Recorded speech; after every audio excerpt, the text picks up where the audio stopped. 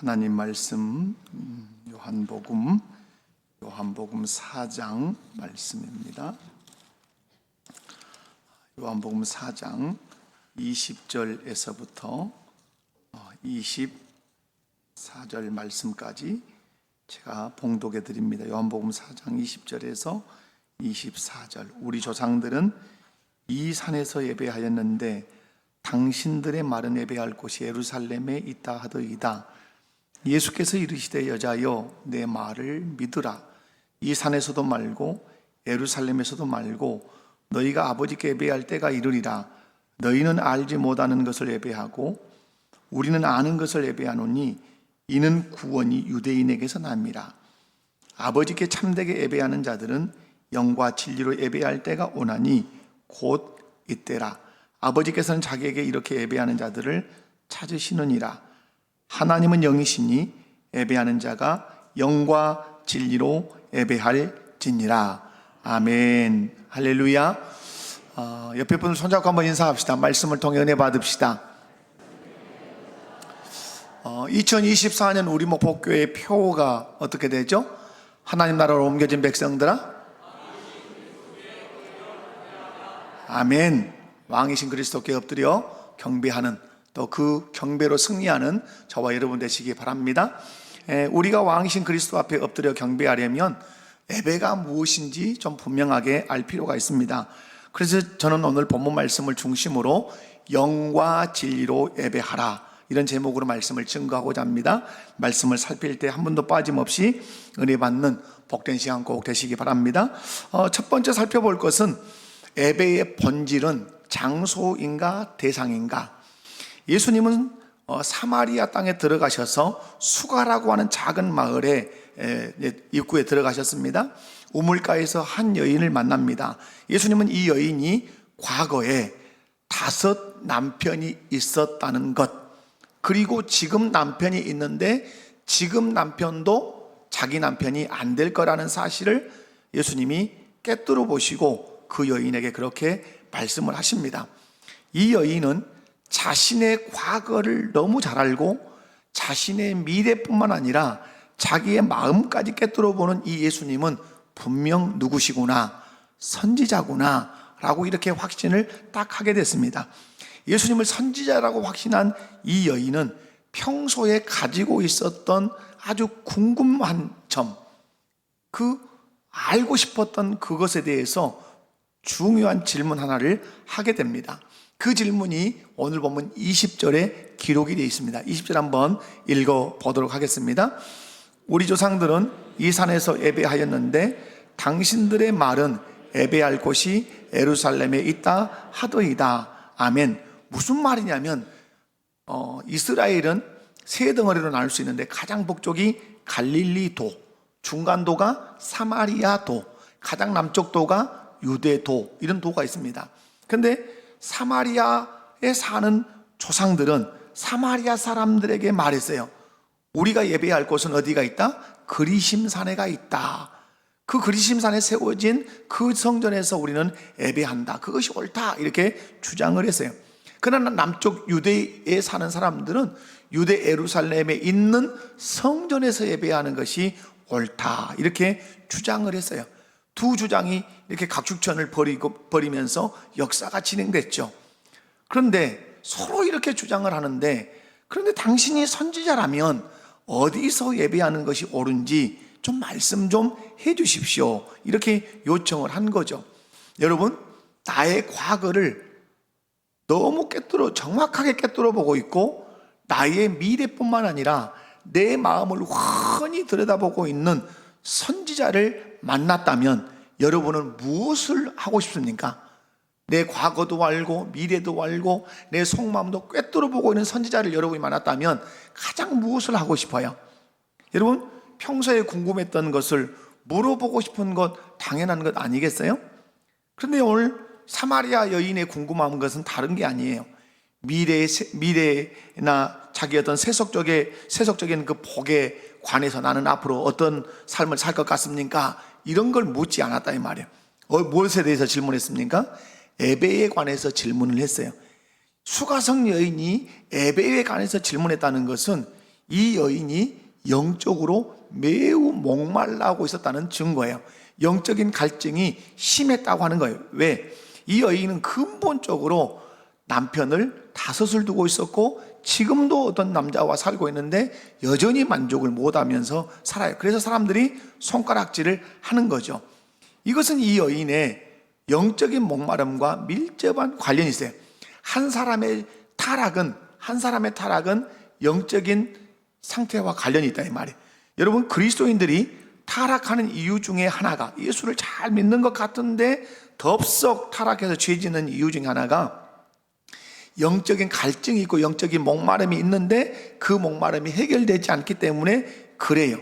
목회자들이 타락했다는 얘기를 여러분이 듣습니다. 큰 찬양 사역자들이 타락했다는 얘기를 들을 때가 있어요.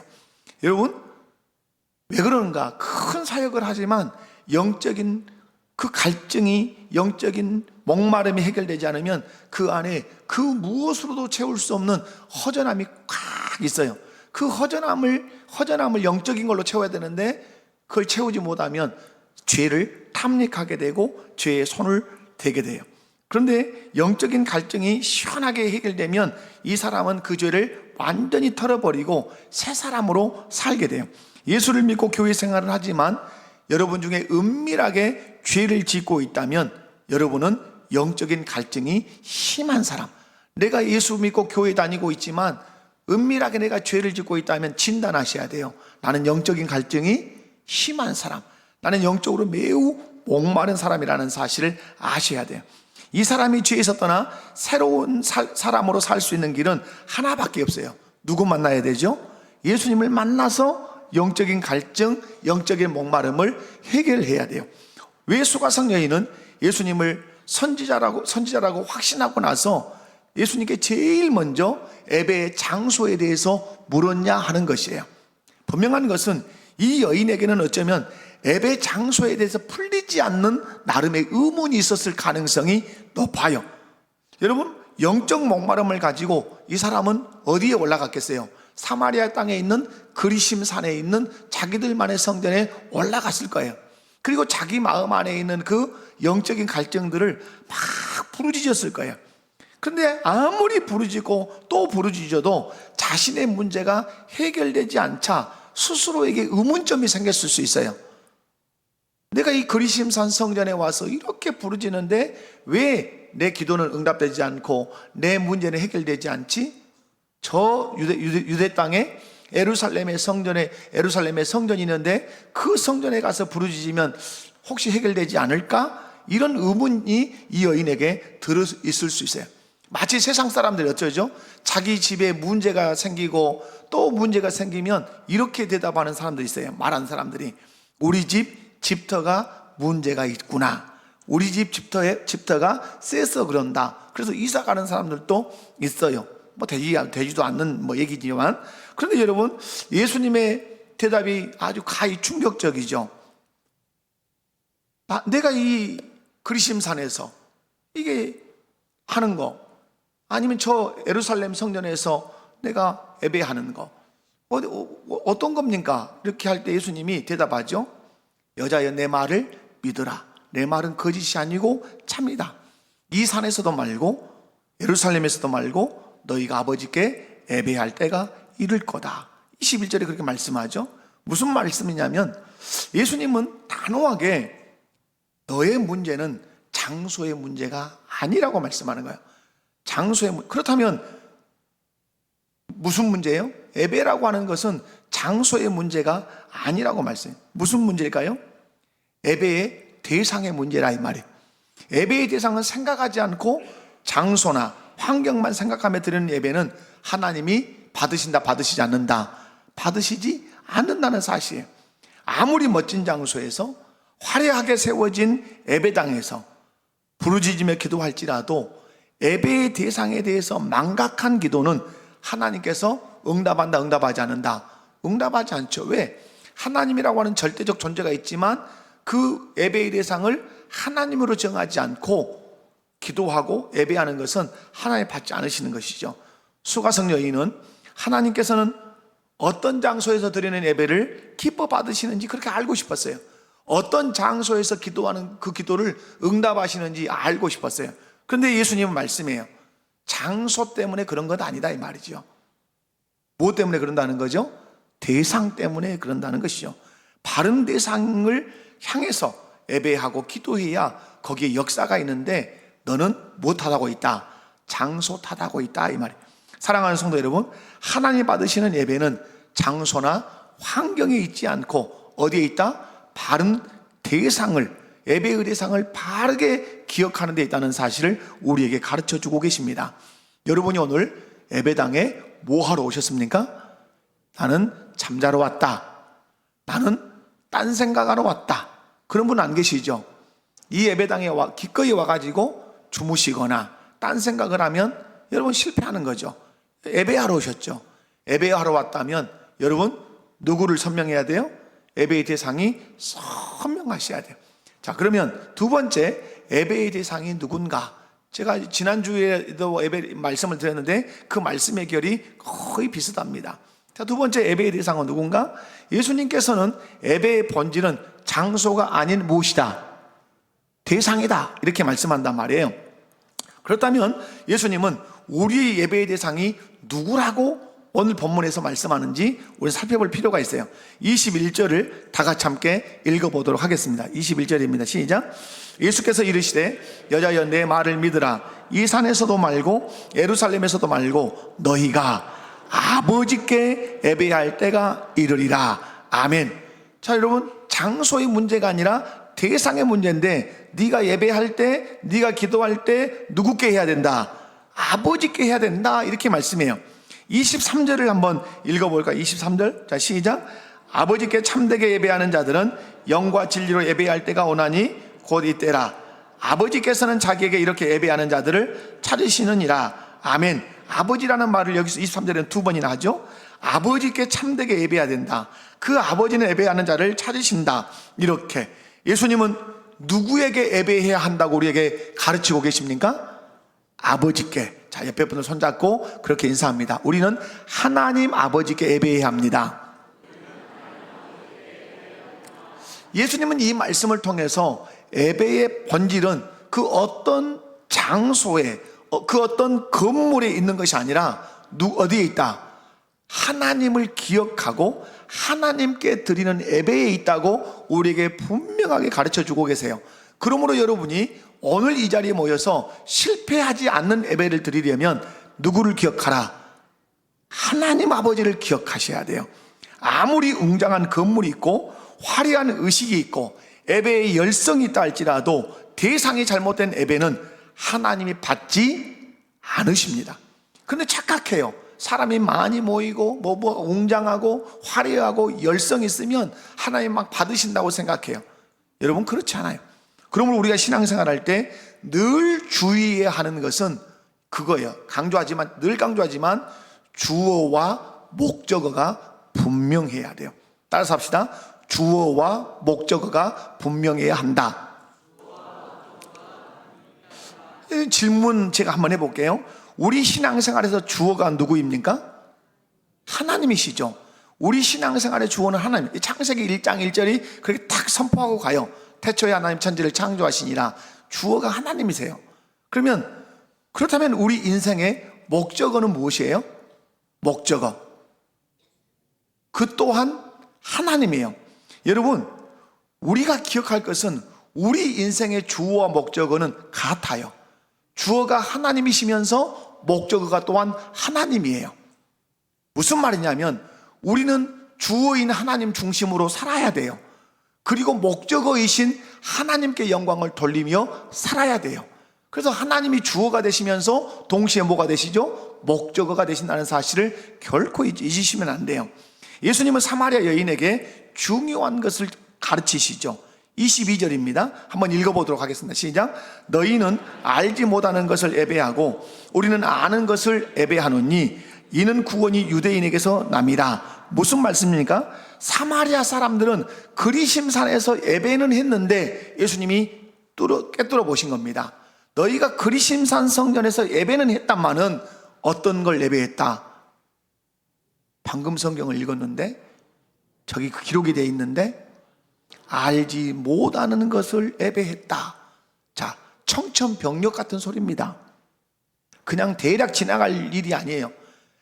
365일 중에 52주를 주일낮, 수요일 밤, 주일 밤 와서 예배했는데 주님이 오셔서 너 알지 못하는 걸 지금까지 예배했어? 그러면 이게 벼락 맞은 것이죠. 무슨 말이에요? 하나님께 예배하지 않았다는 말씀이에요. 너가 지금 그리심산에서 예배를 했다고 하는데 알지 못하는 걸 예배한 거야. 너 하나님께 예배하지 않았어. 그러므로 너는 네 예배는 하나님과 상관이 없어. 이 말씀이죠. 우리는 여기서 중요한 사실 하나를 발견할 수 있어요. 우리가 예배당에 나와서 예배를 드린다고는 하지만 사마리아 사람들처럼 예배할 수 있다 없다? 충분히 있다예요. 우리가 예배당에 지금 나와서 예배는 드리고 있지만 사마리아 사람처럼 알지 못하는 것을 예배할 수 있어요. 대상이 누가 아닐 수 있어요? 하나님 아버지가 예배의 대상이 아닐 수 있어요. 예배당에 와서 찬양은 하는데 대상이 없어요. 그래서 제가 찬양하는 분들에게 자꾸 강조하는 건 주어가 있는 찬양을 해라. 주어가 없는 찬양은 안 되는 거예요. 예배당에 와서 찬양하는데 찬양의 대상이 없어. 설교를 듣는데 나에게 이 강단을 통해서 나에게 말씀하시는 분이 누구인지에 대한 생각이 없어요. 찬양대가 찬양하는 것을 보는데 저 찬양대가 누구를 찬양하는지 나는 몰라. 헌금을 하는데 이 헌금을 누구에게 바치는지, 받으시는 분이 누군지 아무 생각 없이 헌금께 돈만 넣어. 이런 예배를 우리 주님은 알지 못하는 것을 예배한다고 말씀하시는 거예요. 사랑하는 성도 여러분, 이 시간 저와 여러분은 우리 목포교회 예배당에 지금 모였어요. 왜 모였습니까? 왜 모였어요? 저의 잘남을 보러 오셨습니까? 그거 아니죠. 옆에 식구들 보러 오셨습니까? 우리 목포교회 밥은 엄청 맛있다더라. 밥 먹으러 오셨습니까? 우리가 이 예배당에 모인 것은 하나예요. 하나님 아버지께 예배 드리려고 모인 줄로 믿습니다. 누구에게 예배 드리려고 모였습니까? 라고 질문한다면 우리는 거침없이 대답해야 돼요. 누구께? 하나님 아버지께. 찬양하되 누구를 찬양해야 돼요? 하나님을 찬양해야 돼요. 설교를 듣되 이 강단에서 이정태 목사가 설교는 하지만 하나님은 이정태 목사를 통해서 하나님의 말씀을 나에게 말씀하신다. 그러므로 누구 말씀으로 들어야 돼요? 하나님의 말씀으로 들으셔야 돼요. 헌금을 하되 누구께 바치는 거예요? 하나님께 바치는 거예요. 밥값 정도는 내고 가야지. 이런 쓸데없는 이런 허상, 이런 신앙생활하면 안 돼요. 자, 다시 한번 주일 11조 말고 감사헌금 말고 이런 헌금 말고 주일 헌금을 왜 한다? 주일 헌금을 왜 한다? 옹성옹성 빈손으로 내게 오지 말라고 하신 그 말씀을 응하게 하려고 선조들이, 우리 선배들이 주일 헌금을 하게 한 거다. 11조 안 할 때 있어요? 감사헌금 안 할 때 있어요? 선교헌금도 안 할 때 있어요? 아무 헌금이 내게 봉투 담아서 드릴 수 있는 시간이 없어요. 그러나 반드시 빠지지 않고 항상 해야 하는 헌금은 뭐예요? 주일 헌금이에요. 왜? 빈손으로 왕 되신 하나님께 나아오지 않기 위해서요. 사랑하는 성도 여러분, 우리의 예배의 대상, 우리가 드린 예배를 받으시는 분은 누구뿐이십니까? 하나님뿐이십니다. 오늘 여러분이 하나님께만 예배해야 되고 하나님만 기억하고 예배드려야 될 줄로 믿습니다. 그 하나님이 우리가 드린 예배를 기뻐 받으시도록 하나님을 기억하고 하나님께만 집중해서 예배하는 저와 여러분 다 되시기를 주님의 이름으로 축원합니다. 세 번째는 하나님께 합당한 태도로 예배하라는 것입니다. 우리가 어떤 것을 하든지 방법도 중요하고 태도도 매우 중요해요. 아무리 선한 일을 한다고 할지라도 그 방법과 태도가 바르지 못하면 아무것도 인정을 받을 수가 없어요. 제가 우리 사역자들과 만나서 사역자들을 많이 제가 이렇게 어떤 얘기도 하고 또 이렇게 서로 나누기도 하는데, 특별히 제가 재정 쓰는 부분을 많이 이렇게 이제 어드바이스를 해요. 여러분, 사역자들이 재정을 쓸 때 허튼 데 쓰겠어요? 옳은 데 쓰겠어요? 옳은 데 쓰죠. 옳은 데 쓰는데 이 재정이 지출될 때는 어떠해야 되죠? 인정받으려면 절차가 발라야 되죠. 자기가 마음대로 써놓고 이 주시오. 이렇게 하는 건 옳지 않단 말이에요. 그래서 제가 항상 얘기해요. 얘기를 제가 목회하는 목회의 그 어떤 그 기준을 가지고 얘기를 해요. 정확하게 계획을 세우고, 그죠? 목회 계획을 세우고 거기에 맞는 지출 계획을 세우고, 지출할 때는 정확한 근거와 절차에 따라서 지출을 해서 그 일이 선이 되도록 하시오. 아무리 내가 좋은 일을 한다 했다 할지라도 절차가 잘못되면 인정받지 못한다. 인정받지 못한다고 자꾸 말씀을 드리죠. 여러분 마찬가지죠. 우리가 예배를 드릴 때도 그냥 내가 좋은 대로 예배한다? 아니에요. 우리의 큰 교만함이 거기 있어요. 내가 하고 싶으면 하고 내가 말고 싶으면 말고 내 좋을 대로 한다는 거, 그게 아주 우리 하나님 앞에서는 바르지 않아요. 오늘 예수님께서 어떻게 예배를 우리에게 드리라고 말씀하는지 한번 보도록 합시다. 23절과 24절 한번 읽어보도록 합니다. 시작. 아버지께 참되게 예배하는 자들은 영과 진리로 예배할 때가 오나니 곧 이때라. 아버지께서는 자기에게 이렇게 예배하는 자들을 찾으시느니라. 하나님은 영이시니 예배하는 자가 영과 진리로 예배할지니라. 아멘. 여러분이 지금 본문을 읽으셨는데 반복되는 문장 하나를 발견하셨죠? 어떤 문장이 반복되죠? 영과 진리로 예배하라는 말씀이 반복이 되죠. 반복한다는 말은 중요하다는 것이죠. 예배는 사마리아에서 드리냐 예루살렘에서 드리냐 장소가 중요한 것이 아니라 예수님이 제시하신 기준에 따라 예배를 드려야 된다고 예수님이 가르치시는 거죠. 그것이 바로 어떻게 예배하는 것이다. 영과 진리로 예배하는 것이다. 장소가 중요한 것이 아니라 영과 진리로 예배하느냐가 중요하다 이 말이에요. 그러므로 하나님께서 받으신 예배를 드리려면 반드시 예수님이 제시하신 조건을 따라 그 기준을 따라 무엇과 무엇으로 영과 진리로 예배해야 할 줄로 믿습니다. 옆에 분들 손잡고 그런 의미에서 영과 진리로 예배합시다. 그러면 여러분 이제 뒤통수를 긁으면서 말씀하겠죠. 영과 진리가 무엇이래요? 그럴 거 아니에요. 그래서 제가 말씀을 드려요. 영과 진리가 그러면 뭐냐? 영으로 예배한다는 것은 하나는 이거예요. 내 혼을 집중시켜서 예배한다는 그런 의미도 들어있어요. 또 하나는 뭐죠? 영이신 성령의 인도를 따라서 예배를 드린다. 주의 영이 계신 곳에 자유함이 있어요. 그래서 성령의 인도를 따라서 예배 드린다. 진리로 예배한다는 것은 아주 중요해요. 진리라는 말은 계시하신 말씀을 따라서 예배한다는 말이에요. 예를 들면 여러분 예배를 드릴 때 여러분이 계시하신 말씀이 떠올라야 돼요. 하나님 이거 나 외에 다른 신을 내게 두지 마라. 누구께만 그러면 예배한다?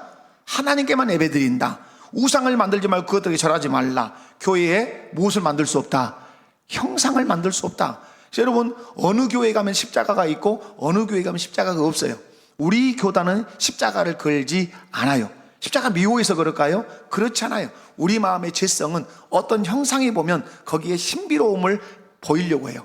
거기에다가 마음을 쏟으려고 해요. 그 앞에 가서 기도하려고 해요. 그래서 개혁자들은 그 어떤 형상도 그 어떤 모양도 예배당 안에 두지 않기를 가르쳤어요. 그래서 우리는 그 개혁자들의 그 마음을 받아서 그렇게 하는 거예요. 그래서 우상을 만들지 말고 그것들에게 절하지 마라. 형상 없는 예배를 드려라 이 말이죠. 뿐만 아니라 빈손으로 내 앞에 나오지 마라. 흠 없는 재물을 가지고 내게 와라. 이런 말씀들을 생각하면서 어디에 나와야 되죠? 예배에 임해야 된단 말이에요. 형제와 불화한 일이 생각난다면 너 돌아가서 형제와 화목하고 와서 내게 예배해라. 이런 말씀들을 생각하고 그런 말씀들에 맞도록 실천하면서 예배를 해야 그 예배가 어떤 진리를 따라 드리는 예배라는 말씀이에요. 아멘이십니까? 여러분 또 여기 이 진리로 예배한다는 말은 진정으로 예배한다는 뜻이 있어요. 진정이라는 말은 마음을 다하고 뜻을 다하고 정성을 다해서 예배한다는 말이에요. 지난 주일 설교로 얘기한다면 하나님의 무엇에 맞는 예배, 격에 맞는 예배를 드리는 것이에요. 이게 진정으로 예배하는 거예요. 그러면 왜 영과 진리로 예배해야 하냐? 오늘 질문할 수 있잖아요. 왜 영과 진리로 예배해야 되는가? 하나님은 영과 진리로 예배하는 자를 어떠신다고 말씀하죠? 23절에 찾으셔요. 하나님은 어떤 자를 찾으신다고요? 예루살렘에서 예배하는 자를 찾는 것이 아니라 그리심산에서 예배하는 자가 찾는 것이 아니라 어디서 예배하든지 간에 영과 진리로 예배하는 자를 찾고 있어요. 그러면 영과 진리로 예배하는 자를 찾고 있다는 말은 영과 진리로 예배하는 자가 적다는 말이 되기도 해요. 그리고 영과 진리로 예배하는 자의 예배만 받으시겠다는 말씀도 되는 거예요. 사랑하는 성도 여러분, 오늘 하나님이 어떤 예배자를 찾으신다고요? 영과 진리로 예배하는 자를 찾으세요. 아멘이십니까? 그래서 여러분의 모든 영혼을 집중하고 성령의 인도를 받고 계시된 그 진리의 말씀에 따라서 마음을 다하고 뜻을 다하고 정성을 다해서 예배하는 예배자가 되시기를 주님의 이름으로 축원합니다. 또 왜 영과 진리로 예배해야 되는가? 하나님이 누구시기 때문에? 영이시기 때문에. 24절에 보면 하나님이 영이시기 때문에. 자, 여러분, 하나님이 영이시라는 말은 하나님의 시간과 공간에 제약을 받는다, 받지 않는다? 받지 않아요. 자, 이 말씀은 무엇을 해석해내는 말씀이냐? 이 여인의 질문을 해석해내는 말씀이에요. 이 여인은 그리심산 성전에서 예배해야 받습니까? 예루살렘 성전에서 예배해야 받습니까? 라고 질문할 때 답을 내리는 거예요. 하나님은 영이시다. 이 말은 뭐예요? 어디든지 계시는 분이다. 그리심산 성전에만 계시는 것도 아니고 저 예루살렘 성전에만 계시는 것도 아니고 하나님은 영이시기 때문에 어디든지 계신다.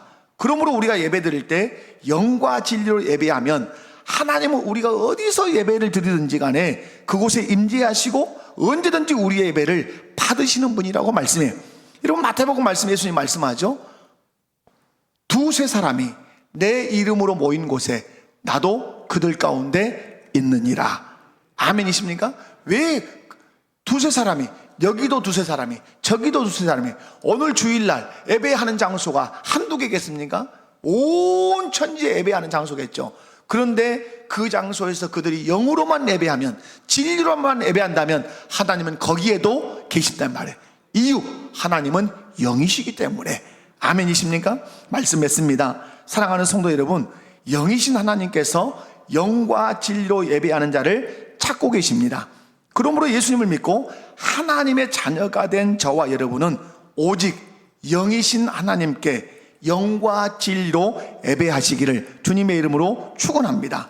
저와 여러분이 하나님께 영과 진리로 예배를 드림으로 먼저는 하나님을 영화롭게 하시고 다음으로는 영과 진리로 예배함으로 말미암아 하나님이 주신 은혜와 복을 받아 누리는 저와 여러분의 신앙생활이 꼭 되시기 바랍니다. 사랑하는 성도 여러분, 예배의 본질은 장소에 있지 않고 어디에 있다? 대상에 있다. 하나님을 기억하고 하나님께 예배해야 한다. 예배할 때는 어떻게 된다? 영과 진리로 내 모든 영혼을 집중시키고 지키시키고 성령의 이끌림 받고 계시된 진리의 말씀에 따라서 예배를 드리고, 그죠? 그리고 마음을 다하고 힘을 다하여 뜻을 다하여 예배를 드리면 하나님은 우리의 예배를 받으신다. 이 사실을 굳게 믿고 주님이 부르신 그날까지 진정한 예배자가 되시기를 주님의 이름으로 축원합니다. 다 같이 자리에 그대로 앉아 계시면 돼요. 오늘은 자, 찬송하겠습니다.